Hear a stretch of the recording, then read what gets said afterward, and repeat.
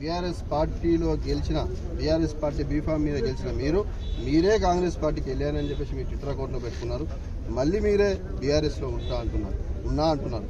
మీరు ఎక్కడున్నారు అని తెలవడం కోసం మేము వస్తా ఉన్నాం. మీరు బీఆర్ఎస్లోనే ఉంటాను, మేము కండువా వేస్తాం కదా. మేము ఏమంటున్నాం, గాంధీ గారింటికి వెళ్తాం, వారిని కలుస్తాం, వారికి కండువా వేస్తాం, వారిని తీసుకెళ్ళి మా నాయకుడు కేసీఆర్ గారి తీసుకెళ్తా అంటున్నాం. పోలీసు వాళ్ళు ఇంత అడావిడి చేసి ఇంతమంది అరెస్టు చేసి ఇంత గృహ నిర్బంధాలు మా ఎమ్మెల్యేలు జిల్లా వ్యాప్తంగా ఇబ్బందులు పెట్టే ప్రయత్నం మాత్రం మంచిది కాదు. దయచేసి ఈ యొక్క పోలీస్ ఫోర్స్ అందరినీ కూడా విడ్రా చేసుకొని ప్రభుత్వాన్ని నేను డిమాండ్ చేస్తా ఉన్నా. అణచివేతలతో అరెస్టులతో మీరు ఉద్యమాలను ఆపలేరు. ఎక్కడ అణచివేత ఉంటుందో అక్కడ రెట్టింపు ఉద్యమం వస్తుంది. ఎక్కడ అరెస్టులు ఉంటాయో అక్కడ రెట్టింపు ఉత్సాహంతో మా నాయకులు కార్యకర్తలు పనిచేస్తారు.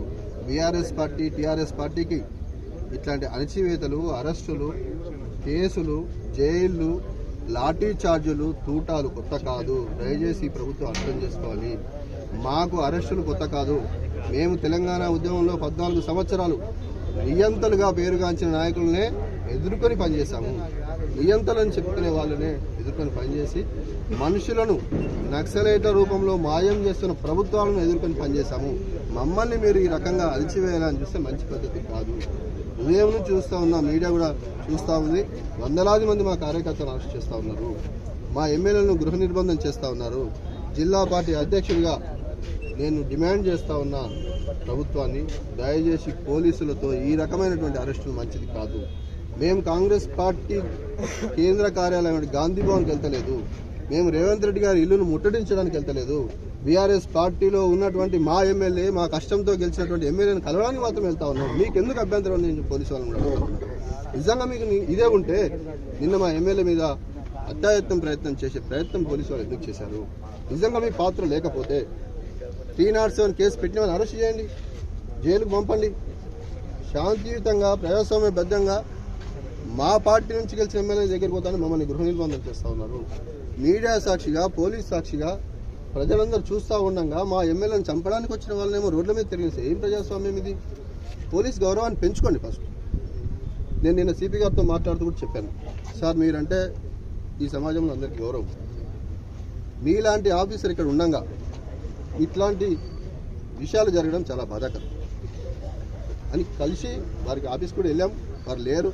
అక్కడికి వెళ్తే కూడా అన్యాయం జరిగిందని బాధితులుగా మేము వెళ్తే పోలీసు వాళ్ళు వ్యవహరించిన తీరు నిన్న గేట్లోనే ఆపుతారు. అక్కడ 2 గంటలు కూర్చున్నాం, మెట్ల పైన కూర్చున్నాం. అక్కడి నుంచి తీసుకొని రాత్రి 9-9:30 వరకు వారు ఎక్కడ తింపుతున్నారో అర్థం కాదు. చివరికి గ్రామాల్లో ప్రజలు తిరగబడి టీవీలో వార్తలు చూసి సోషల్ మీడియా వార్తలు చూసి గ్రామాల్లో షాద్ నగర్ ప్రజలందరూ కూడా ఎక్కడికక్కడ రోడ్ల మీదకి వచ్చి పోలీసు వ్యాన్లను జీపులను ఆపడంతో అప్పుడు వెనుదిరిగి పోలీసులు మమ్మల్ని వదిలిపెట్టారు. ఎందుకు అరెస్ట్ చేశామని చెప్పేసి మా హరీష్ రావు గారు కూడా నేను వారిని అడిగితే సమాధానం లేదు. దయచేసి ఇప్పుడు నేను ఒకే విషయాన్ని విజ్ఞప్తి చేస్తాను, గాంధీ గారు మీకు రాజకీయాలలో ఏదైనా విలువలు ఉంటే దయచేసి మీరు పార్టీ కార్యాలయానికి రండి, లేదా మన మేడ్చల్ జిల్లా కార్యాలయానికి రండి, లేదా మేమే మీ ఇంటికి వస్తాం. మీకు కండువ మాత్రమే ఇస్తాం. ఈ కండువతోనే కదా, నీ కండువ వేసుకునే కదా గెలిచినావు, ఈ బీఫామ్తోనే కదా గెలిచినావు, బీఆర్ఎస్ పార్టీ బీఫామ్తోనే. మా కష్టం మా రక్తం మా చెమటోడ్చి నేను గెలిపించాం కదా, మమ్మల్ని ఇంటికి రానివా?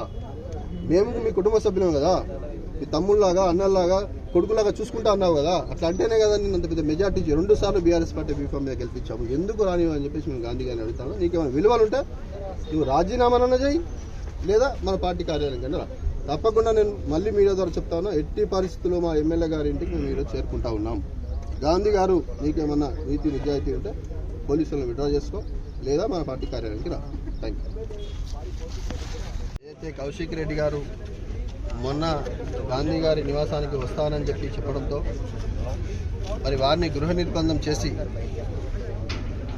గాంధీ గారిని కౌశిక్ రెడ్డి గారి ఇంటికి తీసుకెళ్లి పోలీసులు సహకారం వారి ఆశీర్వాదంతో వారిని చంపే ప్రయత్నం చేశారు. నేను మీరు చూశారని పోలీస్ కంప్లైంట్ కూడా ఇచ్చాం, వారి మీద కేసు అయింది. గాంధీ గారు ఇప్పటికి కూడా నేను బీఆర్ఎస్ పార్టీ కుటుంబ సభ్యుని అంటూ ఉన్నాడు, బీఆర్ఎస్ పార్టీలోనే ఉన్నానంటూ ఉన్నాడు. కాబట్టి మేము బీఆర్ఎస్ పార్టీ కుటుంబ సభ్యులుగా బీఆర్ఎస్ పార్టీ కార్యకర్తలుగా మా ఎమ్మెల్యే గారి ఇంటికి పోతే పోలీసులకు వచ్చిన ఇబ్బంది ఏంటి? గాంధీ గారు మీరు నీతి నిజాయితీ గురించి చాలా పెద్ద పెద్ద మాటలు మాట్లాడుతున్నారు. దయచేసి మీకు అవి ఏమన్నా ఉంటే మీరు పోలీసు ఇక్కడ నుంచి పంపించండి, లేదా మీరే